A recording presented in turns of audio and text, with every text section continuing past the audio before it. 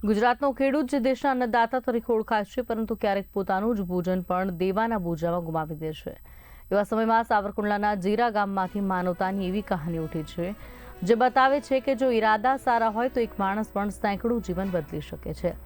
30 વર્ષ પહેલા ફડચામાં ગયેલી સેવા સહકારી મંડળીના કારણે જીરા ગામના ખેડૂતો દેવામાં ડૂબી ગયા હતા. બેંકો લોન આપતી નહોતી, પાક ધિરાણ મળતું નહોતું. ખેડૂતના સાતબાર પર માત્ર બોજો શબ્દ લખાયેલો હતો. આથી 300 જેટલા ખેડૂત પરિવારો 30 વર્ષથી પીડાઈ રહ્યા હતા. પણ આજે એ જ ગામમાં ખુશીની હૂંફ છે, કારણ કે ગામના દીકરાએ સુરતના બિઝનેસમેન બાબુ ચોડવડિયા, અથવા જે ગામમાં સૌ પ્રેમથી બાબુ જીરાવાળા તરીકે ઓળખાય છે, તેમણે આ કરી બતાવ્યું, જે અવિસ્મરણીય કાર્ય તેમના માતૃશ્રીની અંતિમ ઈચ્છા પૂરી કરવા માટે તેમણે પોતાના વતનના 300 જેટલા ખેડૂતો માટે 89 લાખ રૂપિયાનું દેવું પોતાના ખિસ્સાથી ભર્યું છે. બેંકે ખેડૂતોને નો ડ્યુ સર્ટિફિકેટ આપ્યા છે અને 30 વર્ષથી દેવામાં પીસાતા ખેડૂતોને નવો જન્મ મળ્યો છે.